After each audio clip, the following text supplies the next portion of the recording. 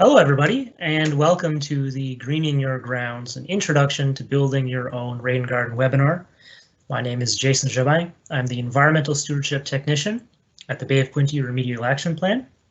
And we'll also be joined by Eva Bednarchuk, who is the Ecology and Stewardship Specialist at Lower Trent Conservation.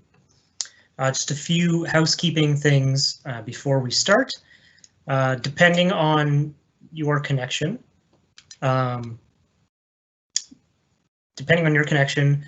slides might go sort of quickly or skip a little bit. We know right now there's a few storms going on, so internet might be a little bit chunky, but we are recording this webinar, and it should be at the speed that I'm presenting whenever we post it up on YouTube.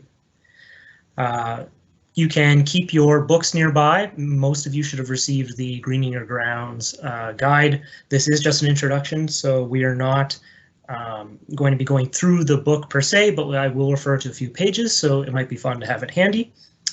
And you'll notice on the right-hand side of your screen that you'll see a Q&A section. So we have two people, Sarah and Anne, are managing the Q&A and kind of the stuff in the background. So you can ask any questions there, though the Q&A section will be at the end of the webinar. So we did want to thank those who helped make this webinar possible.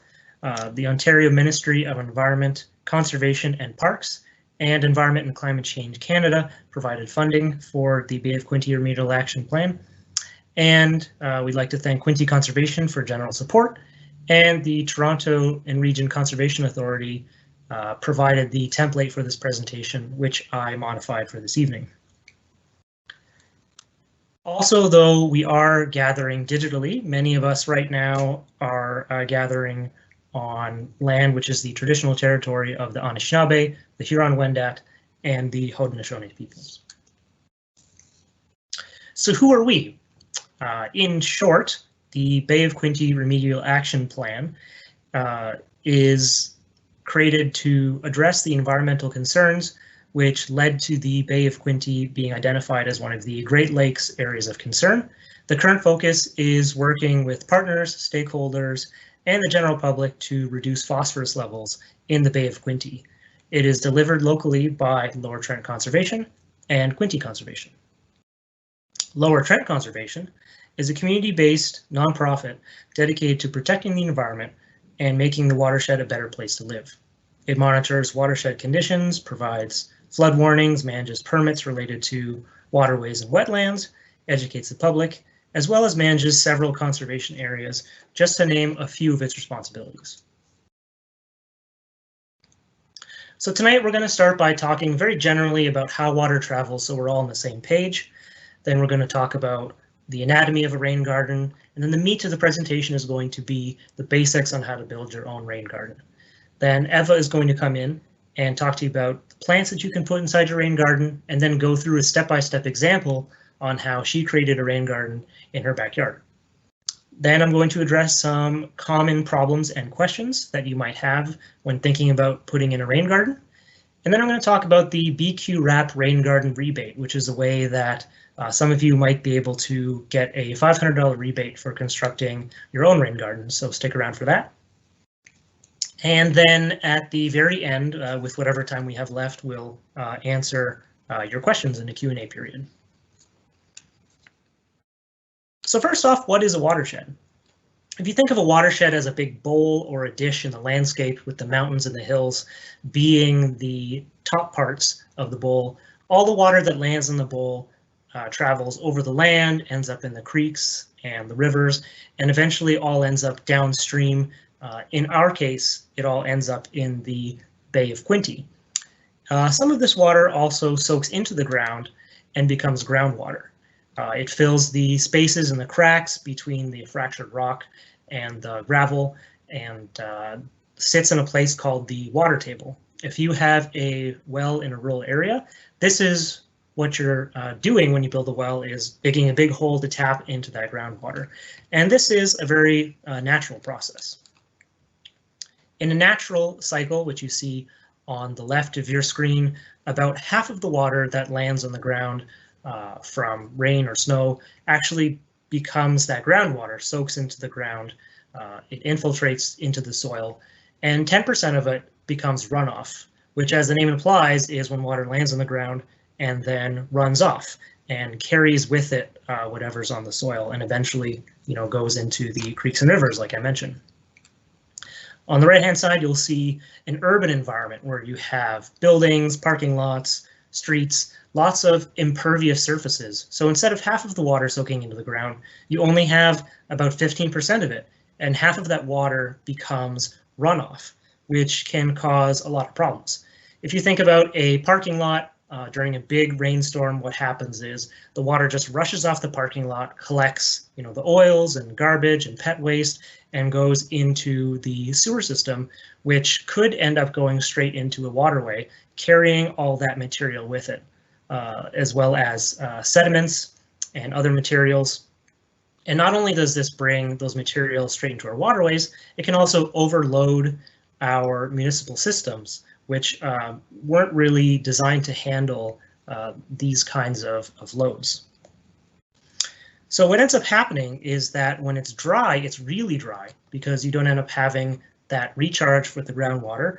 And when it's wet, the water has nowhere to go, so it gets really wet.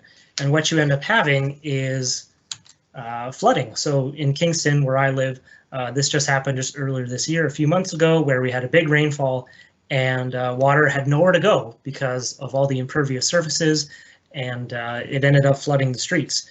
And with climate change, we can expect larger, big, heavy rainfalls sporadically through dry periods. So this is only going to become more common.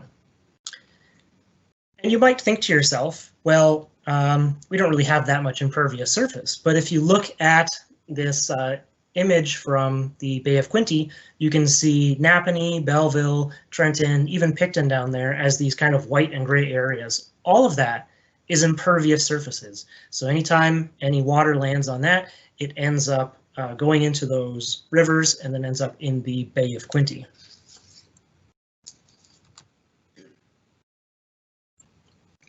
So what can we do about this? Well, we can turn to what's called low impact development, which is a way of working with nature to manage stormwater as close to the source as possible. So the traditional method of dealing with water, the historical way, is as soon as water lands somewhere, get it off there as soon as possible. But if everybody's doing that, you end up overloading the systems. So with low impact development, what you're doing is holding water where it falls, helping it soak into the ground. So what that looks like is less of this and more of this. So this property here, which is the cover of the Greening Your Grounds guide, doesn't try to get water off the property as soon as possible. It ends up celebrating water rather than trying to get rid of it. And not only that, but it uses it and it creates a great environment. And not only is it great for that reason, but a lot of people don't even use their front lawns. It's just something that you need to mow and take care of. So why not replace it with something beautiful that also helps out the environment? These images are from 12,000 Rain Gardens of Puget Sound, which is actually on the other coast of the continent, but they have lots of great photos for great looking rain gardens and low impact development. So what we're trying to do by putting in LID is to slowly shift things a little bit over to the left. So to increase infiltration and to have less runoff in our systems.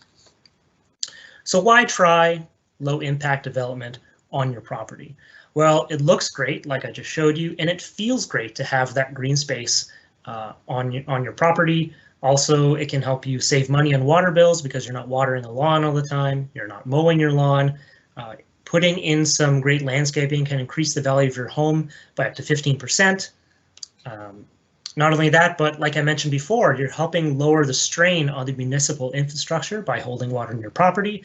And this could potentially lead to keeping your taxes lower because you don't have to upgrade that infrastructure as often.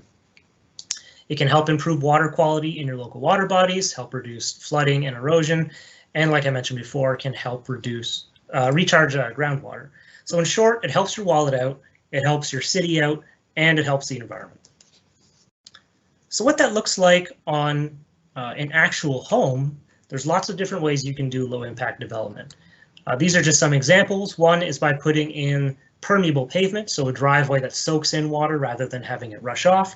You can naturalize your lawn by planting more vegetation. You can disconnect your downspout. So some people's downspouts go straight to the sewer system. So disconnecting that so the water stays on your property. You can harvest your rainwater in a rain barrel. You can make a soakaway, which is essentially just a deep pit underground that helps store water. Or you can build a rain garden. So your Greening Your Grounds guide actually goes through all of these, but and we may discuss these in a future webinar if there is demand. But today we're just going to be talking about creating a rain garden.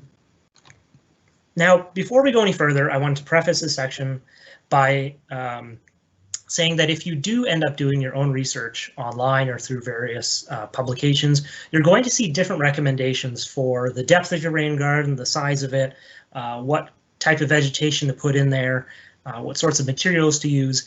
And there's three main reasons for this that I think.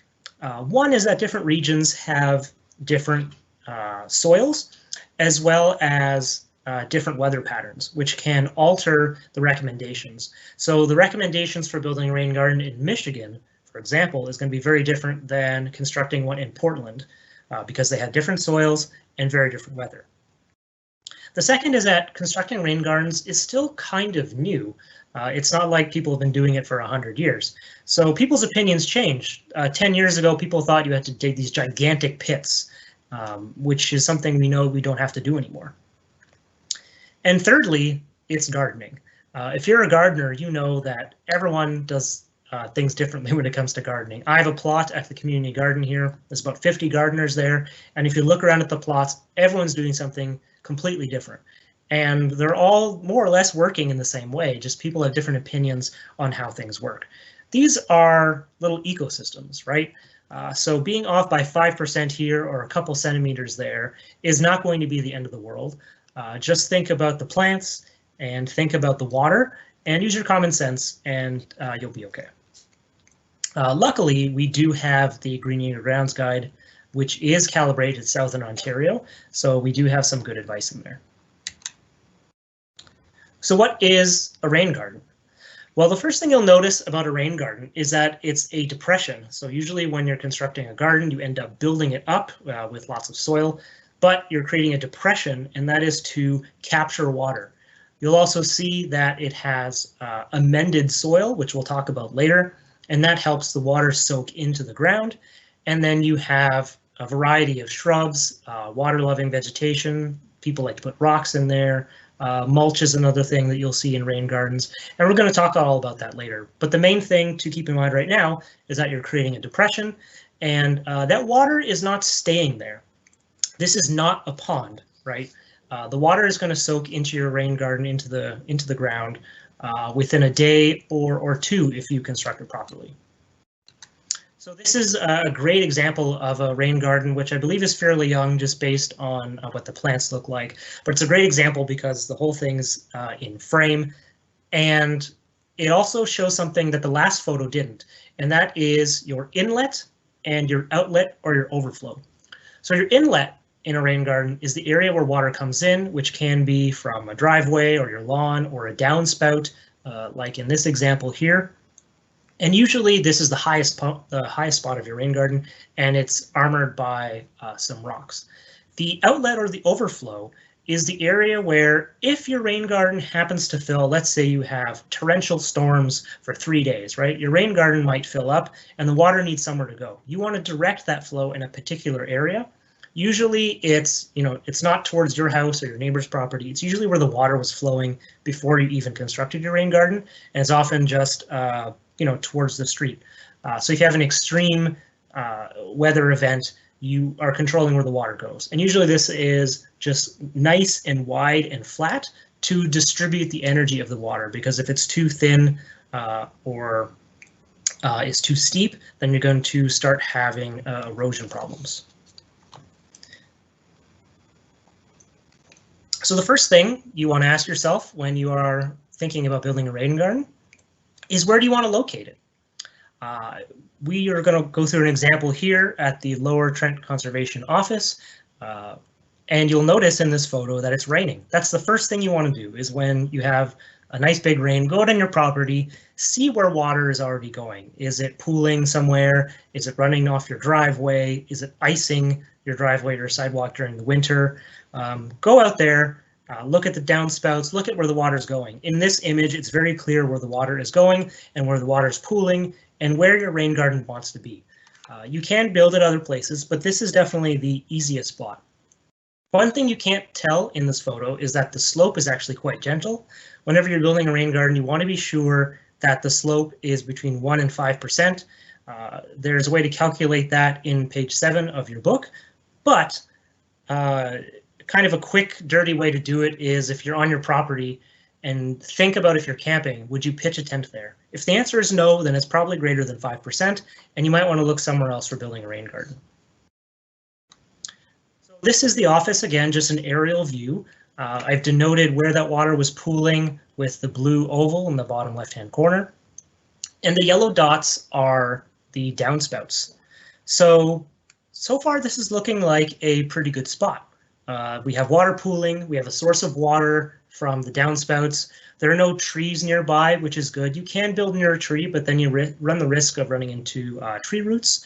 So if you can avoid that, you might want to. Also, this spot where the water is pooling is going to be at least 3 meters away from our building.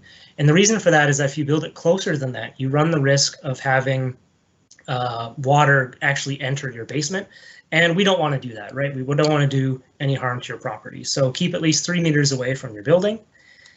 And so here we have pooling, we have a water source 3 meters away, we have no trees. And what you can't see from this image is that the water, if it happens to overflow in that spot, it's actually going to go around the building because of the way the slope is. So make sure that your ground is not sloped towards your house either.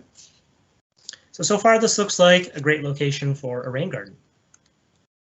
So the next thing we want to do is figure out what's underground, right? Because the last thing you want to do is plan a rain garden. You got everything all set up and you're ready to dig. And the first hole that you dig, you just end up hitting stones. You don't want that, right? You don't want to hit bedrock only a few inches underneath. You want to know what's underground before you build your rain garden. You want to know what kind of soil is there by doing a percolation test. Before you do any digging, though, you need to go to Ontario One Call. So you can go to the website or give them a call, and what they'll do is they'll let you know what kind of phone lines or cable lines or water lines, sewage, gas lines you have in the location that you want to build your rain garden. Not only is this for your safety, right? If you hit a gas line or a fiber optic line, for example, you could seriously hurt yourself or owe tens of thousands of dollars. It's the law. You need to do this. And what's great about this service is that it's free. So before you do any digging on your property, go to Ontario One Call and find out what's underneath the ground. So we did that for our property, and you'll see this rectangle in the bottom here. That is where we're thinking about building a rain garden, and we were sent this map from the hydro company. You'll get all sorts of different maps from different companies, but this is just one example of what that looks like. And you can see these dashed lines right here, which indicate that there is a hydro land there. So we don't want to build a rain garden on that side of the rectangle. So it's a good thing that we checked. Otherwise, when digging, we could have hit a hydro line. Other thing that they might do is somebody might come to your property and spray paint on the ground or mark with pin flags where you have utilities underground. So what happened here was Bell came by, Hydro came by, and marked the property, and then Eva went out with a GPS unit and then marked where those areas were located. So now we have a great map for moving forward. So now that we know that we can dig safely, you want to do a percolation test or an infiltration test. There is a step-by-step guide on how to do this on page 8 of your guide. But to do it very quickly, just to kind of explain quickly what you do, you dig a hole about a bit bigger than a coffee can, about the size of your shovel actually, and then you're going to fill that with water and then let that water drain away. And the reason you're doing that is to saturate the soil around the hole to make it like you just had a big rainfall, right? You want to imitate that. And then you want to fill the hole up with water again, and then use a measuring tape or a meter stick or something, and calculate the water as it goes down. You about every half hour or hour mark down the measurements, so you know, for example, that the water is going down, 3 centimeters per hour, something like that. And then if you compare it to this chart here, which you see on page 9 of your guide, it'll let you know what kind of soil you have on your property. On the one end of the spectrum, if your hole drains in less than 2 hours, that means you have good draining soil, and it's likely mostly sand. On the opposite side of the spectrum, if you have a hole that takes 16 hours or more than a day to drain, that means you have poor draining soils and your soil is mostly composed of clay. This doesn't mean you can't build a rain garden there, it just means you have to build it differently. And we're going to talk about what this means in a little bit. So now we know where we want a rain garden to be, we know what's underground, we know what kind of soil we have. How big should it be? The Greening Your Grounds guide suggests that you have a rain garden the size of 10% of the input, so the area where the water comes down and enters your rain garden. Because we're using a downspout, this is very easy to calculate because you can look at the slopes of your roof and know how much water is entering your rain garden. Personally, I would recommend going to 20% because I prefer to over-engineer things, especially with climate change. It's better safe than sorry, in my opinion. And if you have the space, why not build a bigger garden, right? But we're going to go forward with 10% because that's what's in the guide. So we want to know what the size of this area is. You can calculate that just by using measuring tape on the ground, just by walking your property and estimating, or you can use an aerial image on Google Earth. So Google Earth is a free program. So what you do is just type in your property just like you would on Google Maps, and then go to this ruler symbol here. That's going to allow you to create a line, just drag and drop, and then that's going to tell you how long that line is. So we know that this section of the roof is about 11 meters long. So with that, we know that our roof is 6 meters by 11 meters. So we multiply those to get a roof area, and that gives us 66 meters squared. So with some quick math, doing 66 times 0.1 for 10%, we end up with 6.6 meters squared. So that is the area in which we want our rain garden to be. We want it to be at least 6.6 meters squared. And what you can do is, whenever you're visualizing where you want it to be and the size, you can use some rope or pin flags or spray paint or something and bring that out on your property just so you can measure it out a little bit easier. Then you can start drawing your rain garden design.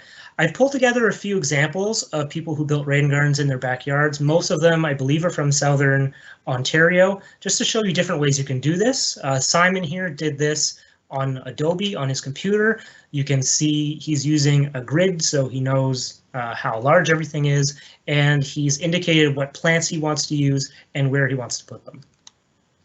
Andrew here used an app on his iPad and drew it all out there. Again, you can see he marked out where the vegetation is going to be, different heights of things, and he's used a grid paper.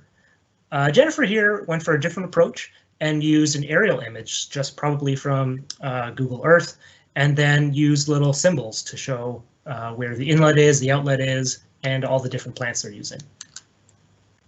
Haley here made this really beautiful one by hand, drawing out and using markers and crayons to show all the different types of vegetation they wanted to plant. And Haley did another one here just by using, pencil crayons and markers, again, using grid paper, lots of colors. And if you end up using something like this, whenever I draw one, this is usually what it looks like. That's perfectly fine. You don't have to use the fancy thing on your computer. The main things you want to do is use grid paper, which you can just print off the internet, or there's a piece of grid paper inside your guide, or yeah, you can do it on your computer as well. But use grid paper and use lots of colors, right, to show where the different kinds of plants are. So now we kind of have an idea of what our garden is going to look like, but how deep do we dig, right? So how low do we go? Now this is kind of a representation of a hole that you will start digging. It's not to scale, it's just for educational purposes. And what you want to do is dig a total of 85 centimeters deep whenever you're digging your hole. Now you're going to backfill that hole with a few things. One is that you're going to put in new or amended soil, which I mentioned before, and we're going to explain a little bit later. So 60 centimeters of new soil is going to go back into that hole. Then you're going to be putting in about 5 to 10 centimeters of mulch. This is for a few reasons. One is to help keep down the weeds, and the other thing is that it's going to help keep your plants nice and moist during the drier seasons. And we recommend you use shredded hardwood mulch. And that's because that's not going to float. If you just go to Canadian Tire and you buy a bag of red mulch and dump that in your rain garden, every time it rains, it's just going to float, and it might even just float away, right? So use shredded hardwood mulch if you can. And then you're going to leave about 15 centimeters for what's called the ponding depth. So whenever there's a big rain, this is the amount of water that's going to be in your rain garden, and that's going to eventually drain out. Again, these are approximate numbers, right? So if your rain garden is kind of bumpy on one end, your mulch is 5 centimeters deep, on the other end it's 8 centimeters deep, it's not going to be the end of the world, right? These are approximate numbers to guide you in constructing your rain garden. Don't stress too much about it. So this is if you're sizing your rain garden at 10%. Now what I sometimes like to do is build it at 30% of your input. And if you do that, you don't have to dig as deep, right? Because your garden is larger. So if you have the space, you might want to do this. And that way you don't have to dig as deep. So if you are sizing it as 30% of your input, you only have to dig down about 55 centimeters and backfill in about 30 centimeters of the new or amended soil. Now, one word of caution is whenever you're looking up different numbers for how to build your rain garden, when people talk about depth, sometimes they're talking about the depth of your hole. Sometimes they're talking about the ponding depth, sometimes just the depth of the soil. So make sure whenever you're looking up different numbers that you know which depth that they're actually talking about. One other method that people use, which is not in the guide, is called the scrape and shape method. And this is where you take soil from your rain garden and create a berm around it. So depending on how you want your garden to look and the amount of space you have and how much soil you have, you might want to do this. And what this allows you to do is also dig less deep, because if you're building a berm that's 10 centimeters high around your rain garden, that means you have to dig 10 centimeters less, right? This is great for areas also where you have a lot of slope because it helps contain your waterways.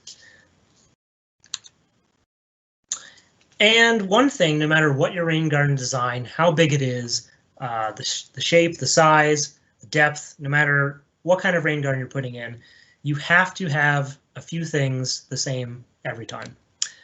You want your inlet and your berm to be the highest points in your rain garden. You never want water going back up your inlet or over your berms. You want the bottom of your rain garden to be the lowest spot, so where the water is gathering. And then you want your outlet or your overflow to be between those. So higher than the bottom, lower than the inlet. And a great way to think about this is think about a bathtub. Your inlet or your tap and your berm or the edge are the highest points of your tub. You never want water going over the tub or back into your tap, right? And the bottom is the lowest spot. That's where you're capturing all your water. And your outlet or your overflow, which most tubs and sinks have, is in between those two, right? So whenever you're designing your rain garden, just try to imagine it like a bathtub. So I talked about amended or new soils. What kind of soil you're going to be putting back into your rain garden depends on the results of your percolation test.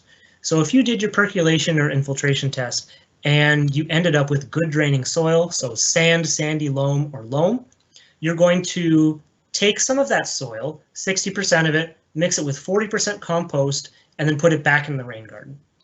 If you have poor draining soil, so clay loam or clay, you're going to take all that soil out and you're not going to use it. You're going to use 60% sand and 40% compost. So you are sure that your rain garden is going to absorb water. And you're adding compost for a few reasons. One is to make it richer and fluffier, help it drain better, but also what you're doing is you're helping the plants grow, right? And you can order this mixed from an aggregate supplier or from a garden store, or what you can do is order it separately and just mix it yourself, either in the hole or in a wheelbarrow is usually what we recommend. A lot of people also like to put stones, dry riverbeds in their rain gardens. This is perfectly acceptable. It looks great. It's very popular. And it also helps you keep your weeds down. So some tools that you might need when constructing your rain garden: you definitely need a shovel. You definitely need a wheelbarrow, no matter what kind of rain garden you're building. You also need some personal protection. So gloves, something to protect your eyes, good footwear, hat if it's sunny, to keep yourself safe, right? And then you could also get a piece of rope, like I mentioned, to kind of show where your rain garden is going to be, the shape and the size of it. And some things you might want to get. That device there is called a sod cutter. So if you have a nice, beautiful green lawn that you want to save sod from, you can get a sod cutter. You can just rent those for a few dollars and save your sod. You can use that to build your berms, or you can use it on another part of your property, or you can just give it away to a neighbor, put it on the end of your lawn, and someone will just come get it. You also might want to get just a piece of plywood. So whenever you are planting in your rain garden, whenever you're working in it, I recommend you don't walk on your rain garden. And that is because you're just going to compact the soil, which is sort of defeating the purpose of putting in that nice fluffy soil. So if you have to plant, depending on the shape and size of your rain garden, you might not be able to avoid stepping on it. So if that's the case, put down a piece of plywood and it'll help distribute your weight. That device in the top right-hand corner is called a line level. It costs a couple bucks at any store like Canadian Tire, Home Depot. And then what you do with that is you put it on a string, put that string on 2 stakes on either side of your rain garden, make sure it's level, and then you can measure from that string to see the different heights of things in your rain garden.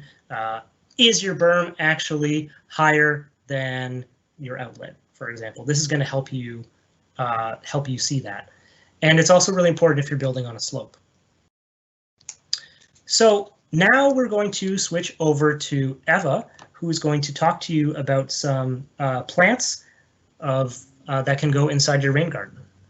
So take it away, Eva. All right. Thank you very much, Jason. All right, so when you're building a rain garden, you are in fact naturalizing your yard. And that means that you will be shrinking your lawn, you'll be planting native plants or more native plants if you already have some.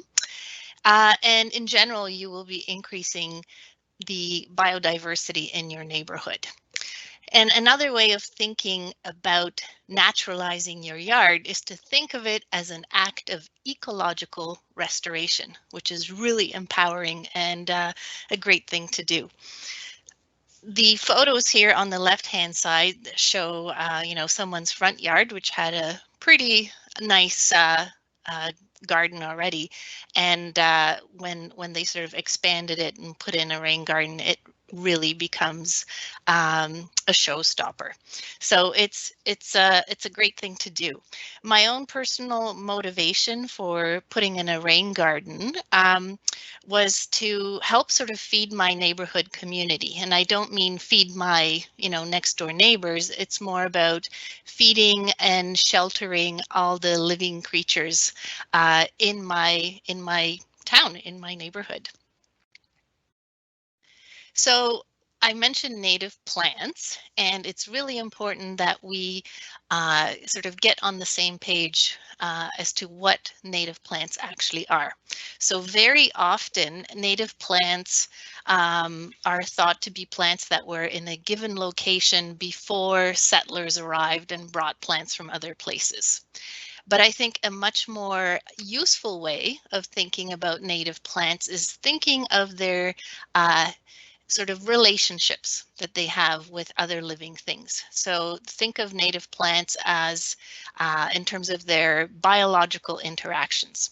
So because native plants co-evolved with each other, all kinds of different species co-evolved in an area over millennia, um, they've had to figure out sort of how to coexist, and not only with other plants, but other animals, fungi, as well as their physical environment.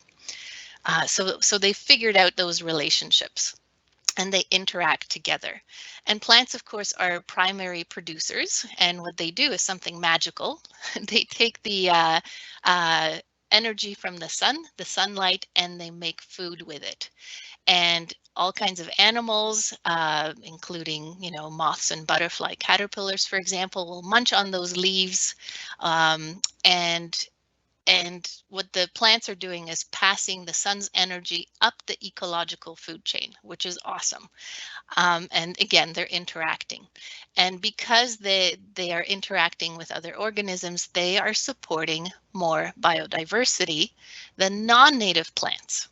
And native plants, I often think of them as sort of plastic decorative plants.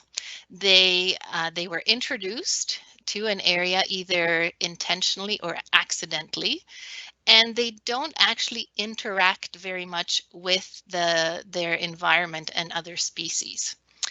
So they don't really do a good job of sharing the energy that they harness from the sun with other living things. They kind of hoard it all to themselves. They still take up space, use up water and nutrients, and they don't really kind of share it very well. Non-native plants can also become invasive, so they can sort of be aggressive and outcompete other plants and take over areas. Dog strangling vine is a great example of that. And for those reasons, non-native plants in general tend to support less biodiversity. So when you are thinking of what plants to use in your rain garden, one of my favorite authors, Doug Tallamy, who wrote Bringing Nature Home, and he also just released Nature's Best Hope, which are two books I really recommend if you are interested in plants and animals. He suggests that you interview plants for the job. Okay, so I like this a lot. I've made sort of a short list of qualifications that I think are important when you're considering what species of native plants to include in your garden. And the top 3 qualifications should always be sunlight, soil type, and moisture conditions of your site, because those will sort of be long term and you can't really fiddle with them too much.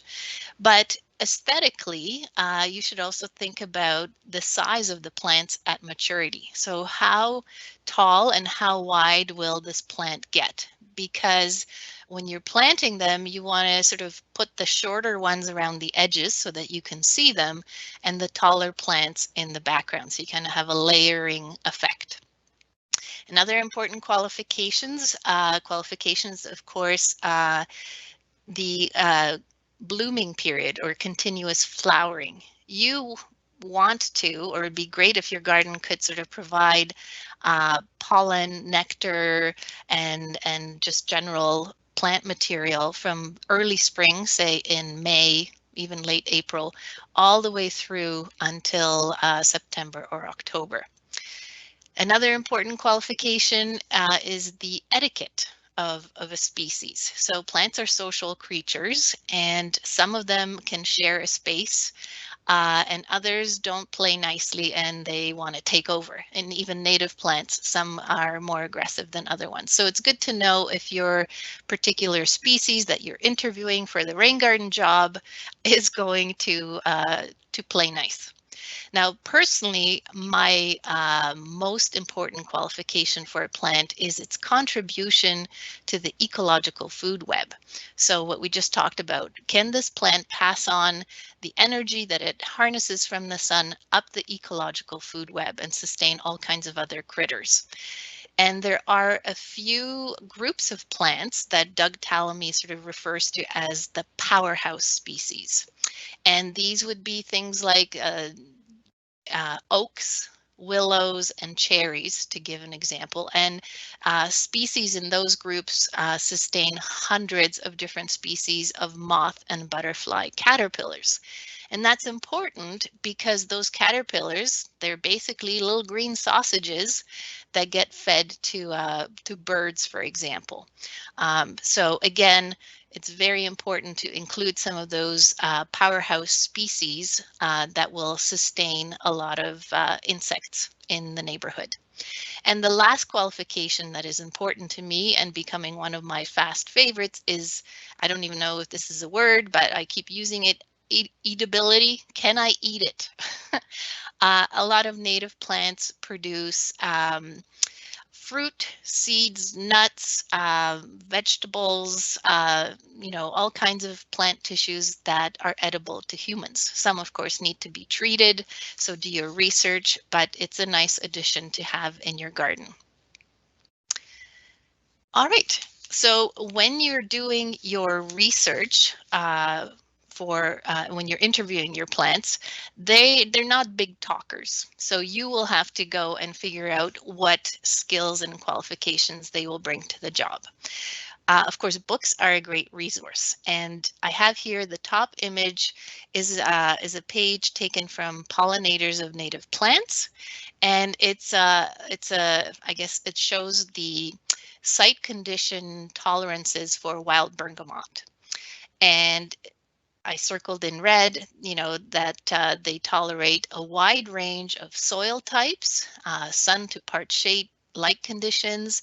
And in terms of soil moisture, they can go from sort of slightly moist to almost super dry. And that's true for many species, that they have a wide range of tolerance of conditions. And they might get planted in an area that maybe isn't their favorite, but they won't necessarily die, they just might not thrive. So don't be too worried, because plants are pretty forgiving. Now, another great resource, of course, is the World Wide Web. We can't do anything without it. I like to check out different nursery catalogs, and I have an example here. Let me get my pointer. So this is a catalog I got from an American nursery called Prairie Moon, and I've circled Nodding Onion here. And it shows you the sunlight conditions that this plant does well in, the soil moisture conditions, what month it is in bloom, what color is the bloom, how tall the plants get, and any special notes. So these are really great resources.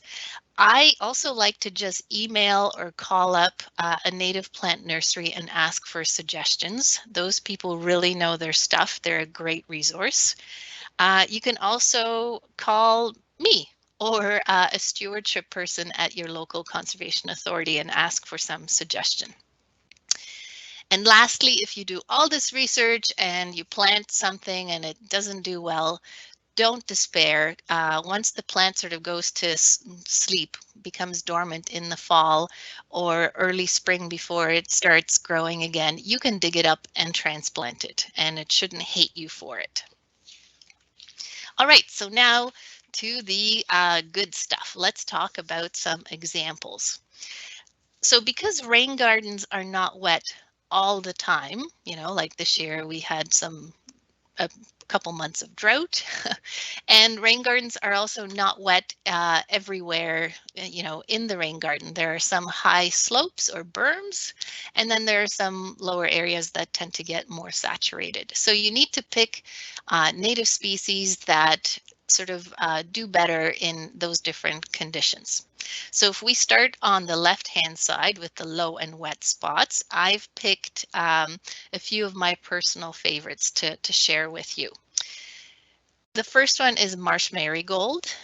They bloom very early in the spring. They're one of the first things to bring a real nice pop of color, and they really like wet soils. You'll often find them in wetlands or in streams, and you can't miss them. They're just beautiful, great addition for your rain garden. Blue vervain I like it because of its form. It's a tall, slender plant, has lots of little purple flowers, seeds like crazy, really easy to grow. It's just really nice to kind of fill in a lot of places between plants. Another one that I really love is boneset, and I like plants that have some cool features. And boneset has leaves that are actually punctured with the stem, which is really unusual. And they're kind of fuzzy and produce a lot of white little flowers, and they are insect magnets. Cardinal flower is just really cool. It's a striking red flower on a tall spike, and the flowers are really unusual. So it's a must-have for your rain garden. And of course, if you're really lucky, you might get hummingbirds coming to drink from it and pollinate your cardinal flower. Now, I would encourage you to include a shrub or two in or near your rain garden as well. Spice bush is a really cool native shrub found in this area. It likes shade a lot. When I'm running around in swamps, I sometimes have the good luck of running through the forest that has spice bush in the understory, and they just smell beautiful. The berries are edible. Some people dry them and sort of crush them and use them as an allspice substitute. Plus, they're really pretty. They turn lovely yellow in the fall. And chokecherry is a pretty familiar shrub to all of us, and I included it because it's one of those powerhouse species. Being in the cherry group, it supports over 120 some species of moth and butterfly caterpillars. It's a host to those insects, so it's a great one to have. Now for your berms or your slopes, your drier areas, or maybe even around the outside of your rain garden, here are some other species to consider. Now, wild columbine is just beautiful. It's such an unusual flower. And the cool thing about columbine is that it's very tolerant of shade, part shade, sun conditions, wet soils, rocky soils. It should be Ontario's best native plant. It also seeds readily. It's really easy to grow from seed. What's not to like? I love it. Prairie smoke is another cool little plant. Very early bloomers, sort of end of April, early May, depending on how our spring is doing. And they produce these they look like something from the Muppets, just these big tufts of hair, almost pink little guys that sway in the wind. They really like dry sites. You'll find them on alvars, which are sort of like limestone, shallow soil areas in the Bay of Quinte region. So it's really hard to believe that something this cool is a native plant that's sort of in the backwoods, if you will. So it's a great addition.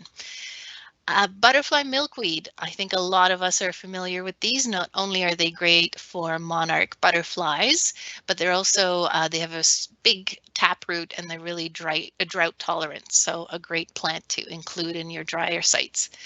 Nodding onion pops up again, and it's a small plant, really easy to grow, and it's edible. I've included a lot of nodding onion in our salads this spring and summer. In terms of trees or woody vegetation, I like service berries. There are many different species of service berries. Some are small, some are larger. They all produce lovely, delicious berries that you can eat, and all kinds of birds in your neighborhood can enjoy as well. Plus, in the fall, the foliage turns red, and they add great drama to the garden. So another shrub that I wanted to include is a little shrub called New Jersey tea, and this shrub is quite rare. It's found in the Bay of Quinte area. It likes sort of oak or savanna sites, and it's a host plant for the mottled dusky wing butterfly, which is an endangered butterfly. And the really neat thing is, in Florida a while back, there was a butterfly that was considered basically extinct. They couldn't find it anywhere, and then landscapers started planting its host plant basically everywhere, you know, landscaping along streets and in gardens and so forth, and all of a sudden this thought to be extinct butterfly started showing up everywhere. So it's pretty amazing. The way that you garden, it does matter. The plants that you grow, it does matter. So New Jersey tea could help bring back our mottled dusky wing butterfly if we all grow a few of these. I could talk about plants for hours, but I just wanted to mention one more that's become my favorite, and that's the shrub of American hazelnut. It's a pretty big shrub, beautiful big leaves, and very importantly, it produces hazelnuts. And here's a picture of my harvest of 13 hazelnuts. I got to them before the squirrels found the shrub. They like dry and moist sites. Bit of shade, full light. They're kind of a great all-around shrub. So I highly recommend getting some American hazelnut. So quickly to go through the story of my rain garden, I wanted to grow cool plants like cardinal flower, and I wanted to treat the runoff from my roof. So in preparation for my rain garden, I of course called Ontario One Call to check if I had any utilities in the backyard, and I didn't, which was great.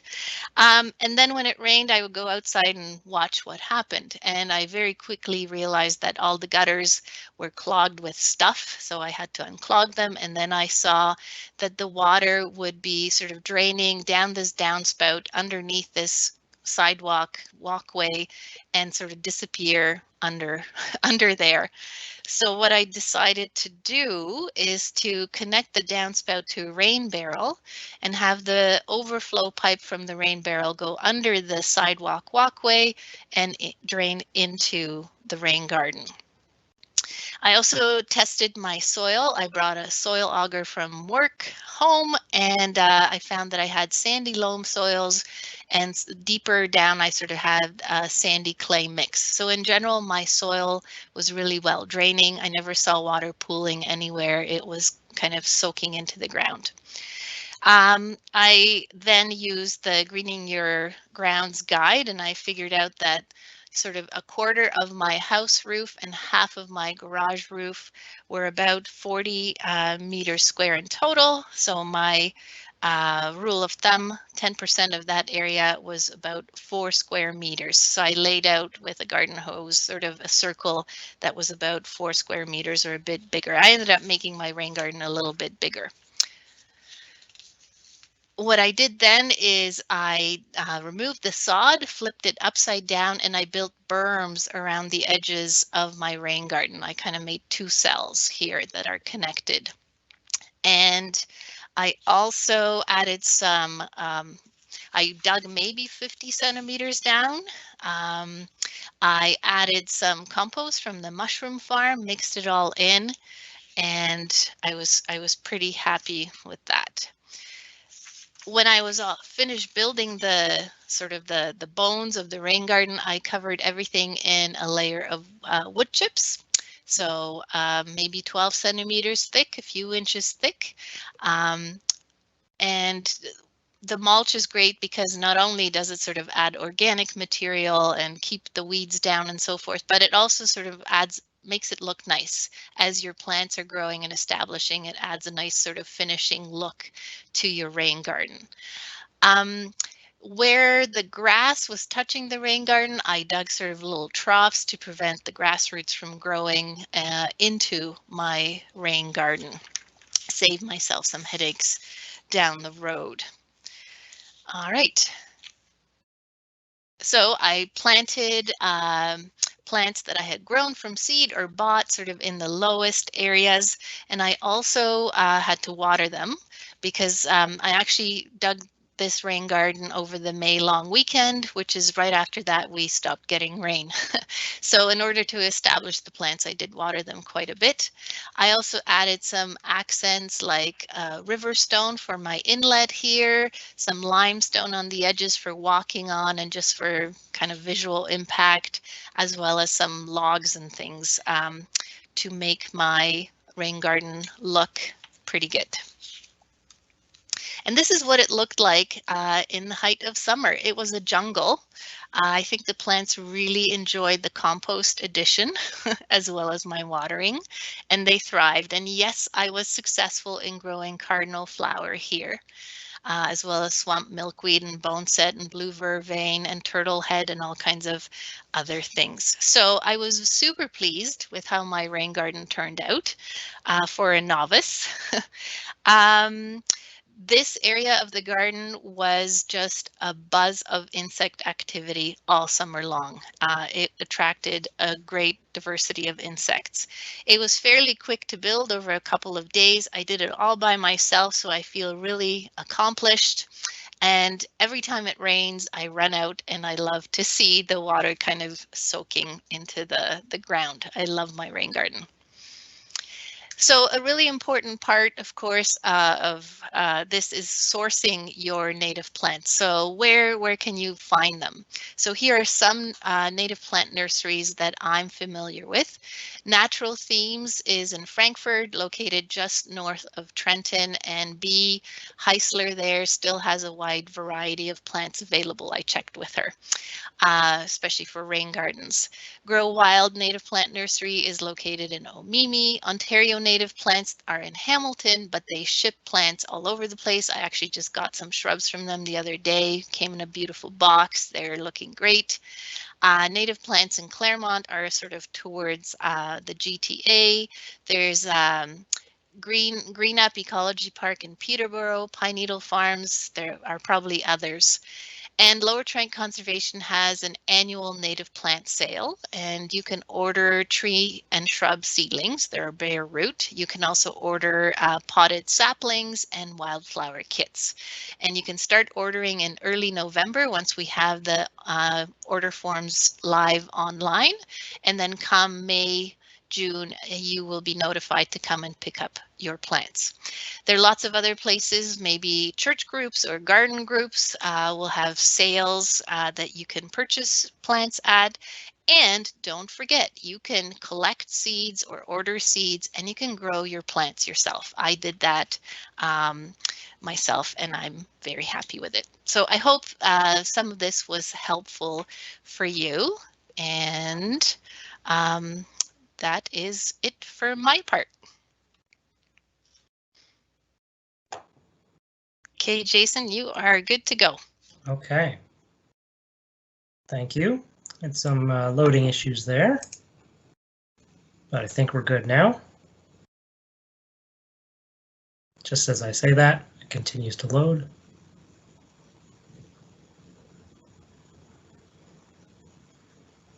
Okay, I think we're good now. So thank you, Eva, for that great section on plants, and it's always nice to see a example of somebody doing it by hand in their backyard. I also want to show this other example, which is one that was constructed at the office of Quinte Conservation, I believe just last month. So this is it just being completed to show you a different example of kind of the other end of the spectrum. This one you can see has a bit of a retaining wall, lots of stone. It's very rectangular and designed very well, very precisely, I should say, not well. And you can see here they have excavators helping build it. They have a layer of gravel on the bottom for extra drainage. Lots of people involved in this one. So kind of the opposite side of the spectrum, but you can, of course, do it yourself over a weekend like Eva did. And what's great about this one is you can go and actually see it at the Quinte Conservation Office, and they'll come out and talk to you about it. They have a great little video of it being constructed. It's only about a minute long. You can just go to their social media pages and you can see that video. So now I want to talk about some common problems that people have when thinking about constructing a rain garden on their property. Some of you might be thinking these right now, so hopefully I can answer them ahead of you. The first one is that people might think, well, I don't have the space, right? What if you have a small property and you can't build something that's 20% the size of your input or even 10% of your input? And what you can do for that is dig a deeper rain garden. And if you still don't have enough space, you can consider combining it with a soak-away or rain barrel, so not all of the water is entering your rain garden all at once. So combine it with another type of LID. What if you live over bedrock? Well, the answer to this is going to depend on how deep it is. If the bedrock is a few centimeters underneath the soil, there's not much you can do about that. But if it's still a fair ways down, what you can do is do the opposite of not having space. Build a larger rain garden, right? Build it 30%, 40%, 50% if you can. And also use berms to build up your banks, because remember what I said is the higher the berms are, the less deep you have to dig. What if your soil has too much clay and it's poor draining? Well, we talked about that already, but it's worth repeating. Just completely replace your soil with 60% sand, 40% compost, and then that'll help it drain better. My land is sloped. So again, this is a matter of scale. If it is just a little bit too sloped, what you can do is build a berm on the downslope and then create a very wide armored outlet to help distribute that energy. So don't worry about these numbers, but this is just to help you visualize what I mean when I say build a berm downslope. This is a side view of a slope that's too steep for building a rain garden. So what they did was they took a string with a line level, made it all level, and then dug down and pushed all that soil downhill, so that even though the property might be slanted, the rain garden itself is not. So some common questions people have is, will my rain garden work in the winter? Definitely. And it's actually going to work better each successive winter. And the reason for that is as the plants grow, roots penetrate the soil, it creates space, some of the roots die and leave air pockets, water will get down and crack in the winter. So it'll work better each successive winter. When should you be building your rain garden? Well, spring and fall are the best. And that's because that's when it's cooler and that's when it's wetter. You can build it in the middle of July if you want to. It just means that you're going to have to take a little bit better care of your plants, keep an eye on them, and water them more frequently. Who is going to help you? Well, if you're watching this during the pandemic, the answer is whoever is in your social bubble. If it's a small enough rain garden, you might not need any help. But if you are watching this at another point online, you can get friends to help you, neighbors, family members, volunteer groups, sometimes banks or Cub Scouts, or even teenagers in high school looking for volunteer hours to graduate. They can all help you with the rain garden. You can also get a contractor to help you. But if you do that, make sure they have liability insurance, just in case. You definitely want everybody to be covering all their bases. I mentioned if you have clay soils, you don't want to use any of that soil. So what do you do with all that extra soil? Well, you can use it somewhere else on the property. You might have a low spot on your property that you want to fill in. You can use it to fix a grade on your house. Maybe right now your property slopes towards your house and you don't want that. You want it sloping away. You can give it away. Check with a neighbor. If you really can't find somebody to give it to, post it online on Craigslist or Kijiji or something. Say, I have 5 wheelbarrows of soil, clean soil, just come and get it. And somebody will probably use it for something. Won't this just attract mosquitoes? This is a question that people are probably going to ask you when you're building your rain garden. And it definitely will not. Mosquitoes, to go from egg to hatching and flying away, takes more than a week. So if your rain garden is draining in a day or two, there's no way that it's going to attract mosquitoes. A mosquito might lay an egg in there, but it's going to die in a day or two when it drains out. So you're actually going to be killing mosquitoes rather than creating mosquitoes. What if your property is shaded? Well, that's perfectly fine. Just plant shade-tolerant vegetation. Things like ferns or marsh marigold. Just look online or ask your local plant expert about shade-tolerant vegetation. They'll do perfectly fine. This is going to be expensive, right? Not really. It's going to be about the same as any other landscaping. Because remember what I said at the beginning, a rain garden, instead of being a garden that's built up, it's a garden that's built down. Otherwise, there's not really going to be much of a difference of cost. There is a calculator on page 32 of your books, which kind of help you estimate what the cost of your rain garden is going to be, but it shouldn't be more expensive than regular landscaping. What about maintenance? Well, this deserves its own page. Immediately, you might have to make adjustments. So as soon as the first big rain comes, go out, look at your rain garden. Maybe one edge of the berm is a little bit lower than you thought. You might need to readjust. Maybe, you know, one of the plants you planted for some reason died and you have to replace it, right? So just go out immediately. You might have to make a few adjustments here and there. That makes perfect sense. In the first season, so the first year that you build your rain garden, you will have to water a little bit more, and you may have to adjust some plants. Like I said, maybe one will die and you want to replace it with something else. And you're obviously going to have to do a bit of weeding. Just like normal gardening, whenever you first plant something, a little bit more watering and a little bit more weeding and doing some adjustments. Annually, once your rain garden is more established, they'll have much less maintenance. But again, like a normal garden, you'll have to do some weeding, some cutting of dead vegetation. If you have leaves falling in your rain garden, you might have to clean out your outlet maybe a couple times a year. And you might also want to refresh your mulch. Now, some people, when they build a rain garden, it's just all bushes, and after a year you can't even see the mulch anymore, so it doesn't matter. But some people like the way that mulch looks, so just keep an eye on it, and you might want to replace it every year, every 2 years, maybe every 3 years. This is a thing that's going to depend on your rain garden and also your personal taste. It's really just a judgment call. So now the BQRAP rain garden rebate, like I said, we are offering up to $500 for materials like sands, gravels, mulch, plants, which must be native. This is very important. They have to be a native plant. So a lot of the great plants that Eva mentioned earlier, and potentially other necessary materials.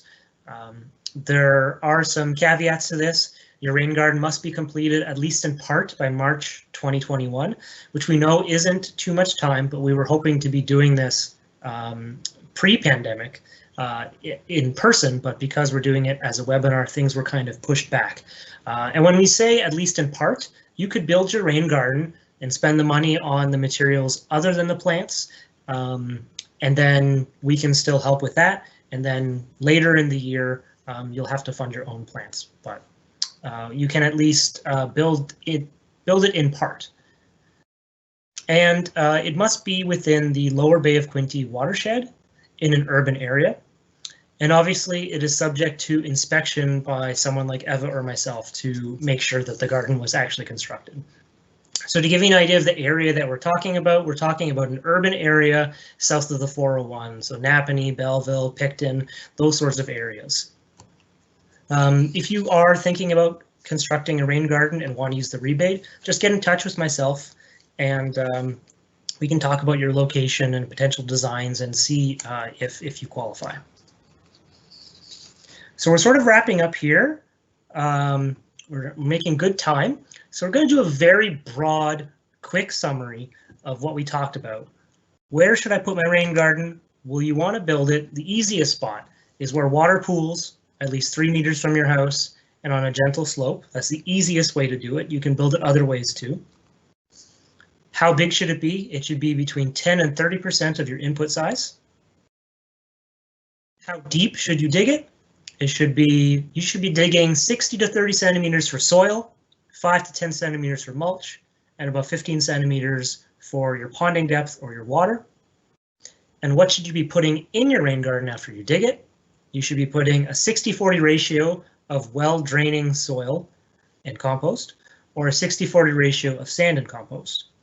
Then you should be putting in native water-loving plants on the inside, and then kind of drier plants on the outside if you have berms, and then have some hardwood mulch on top.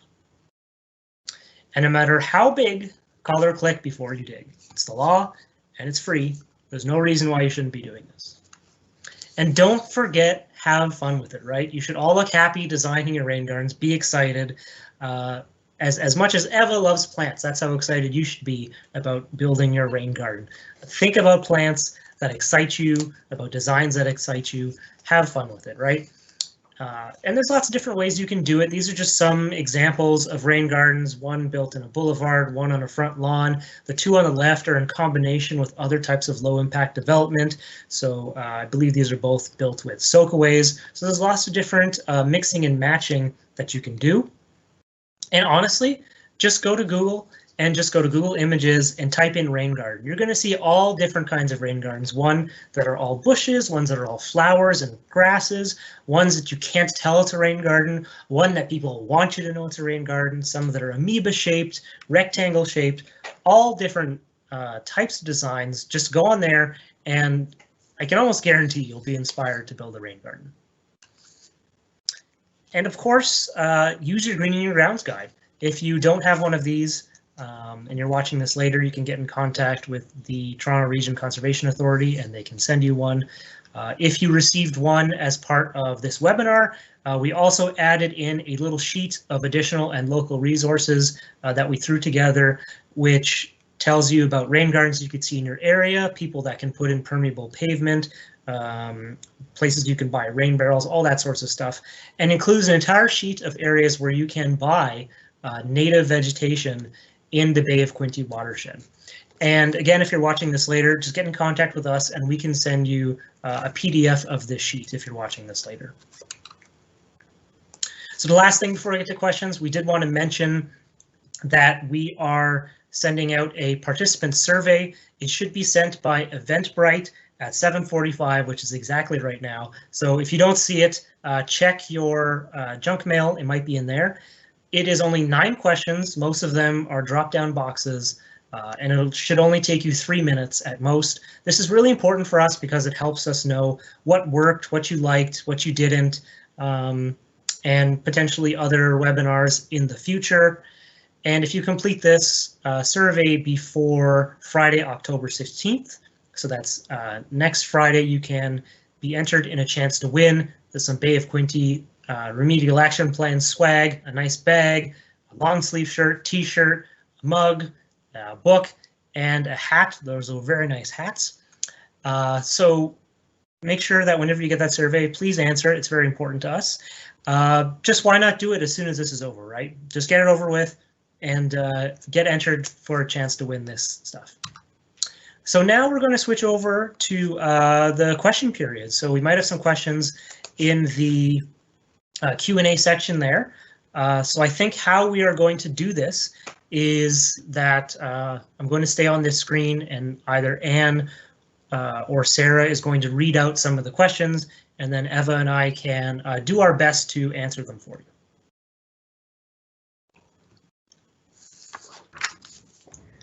Okay, so we have a question here about the mulch. To refresh mulch, do you have to remove the old to put on the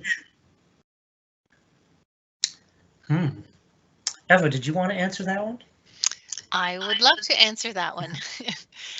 Yes, so you do not need to remove the old mulch. You can just kind of keep topping it up. Depending on the type of mulch, you'll have sort of different longevity. So cedar mulch tends to hang around the longest, maybe 2 or 3 years if you're lucky. Pine mulch or spruce mulch or stuff like that disintegrates a lot faster. So maybe after a year, you kind of need to top it up. But the trick is if you can get your plants established and once they start growing quickly and their foliage shades the ground, you won't even need mulch because the plants will shade out any kind of weedy things and will help to retain moisture in the soil. But a new garden, especially a new rain garden, can benefit from some mulch dressing topping up. Okay, Jason, I think this one's probably for you. I don't think I can dig that deep. What should I do? You don't think you can dig that deep. So we did kind of cover that a little bit in the one question. What was it here? If you have if you have stones or bedrock right underneath. So if you can't dig that deep, you can just make your rain garden much larger, right? So remember what I said, the 10% you're going to have to dig down 85 centimeters, with 30% you only have to dig down, I believe it was 55. So you can just keep making your rain garden larger and larger so you can make it more and more shallow. Also, no matter what kind of soil you have, if you wanted it to be smaller, you could just go straight for the sand and the mulch. Even if you have, for example, a loam, which is pretty good draining, you can make it even better draining by just replacing all that soil with sand and mulch. Okay, we have another question. How do you channel the water from the source over to the rain garden if the distance will be a few meters? Oh, that's a great question. So there's a lot of different ways you can do it. Some people like to put it in a pipe underground, which I don't recommend, because usually if you put a pipe in the ground, that means you're gonna have to dig it up at some point because it'll get full of something, right?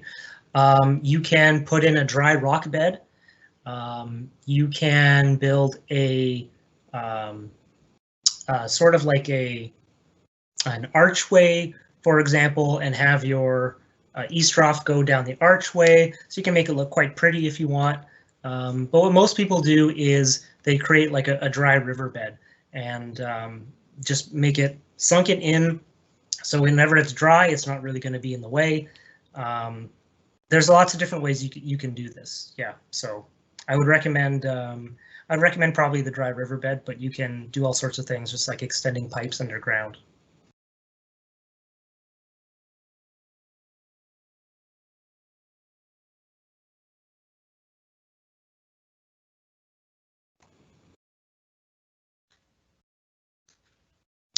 Are there any other questions? I answered some that popped up earlier, Okay. but you might do a better job answering. Sure. Okay, so I've got one here. It said, my soil is all sand. Does that make a difference in what I put in the hole? And I just said amending with compost is recommended, but maybe there is more to the answer. No, no, that's definitely right, because if you want plants growing there, obviously adding compost is going to help. I would also add very lucky. You're very lucky. So be thankful. You already probably have some really well draining property, and now you just have to put in the garden to make it pretty as well, and attract all those creatures that you talked about.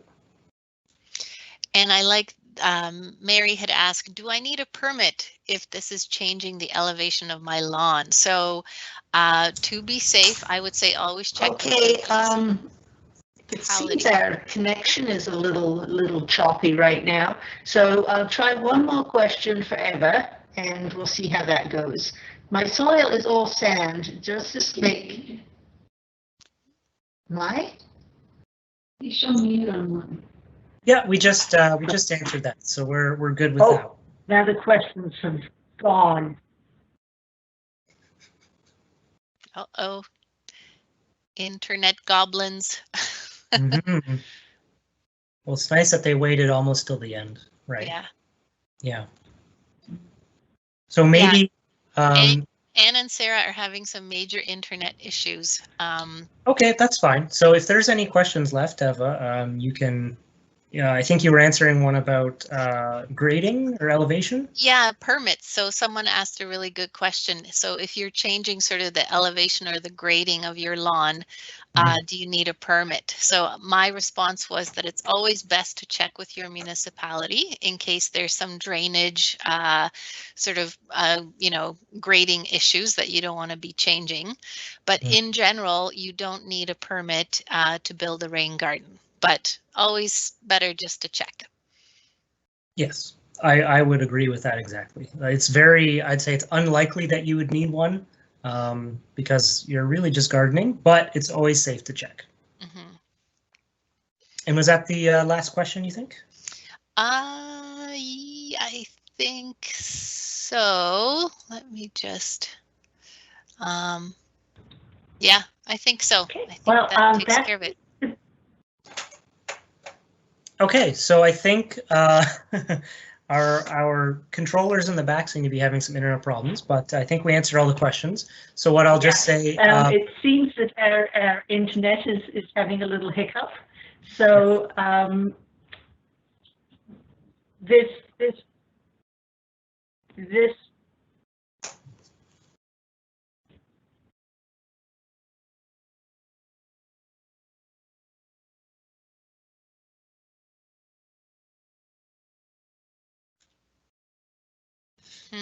Not a good sign. No, I think we'll just end it here, and we'll just say you have my contact information here. You have Eva's contact information. Feel free to call us up and ask any questions that weren't answered. Get in touch with us if you are thinking about putting in a rain garden and want to make use of that rebate.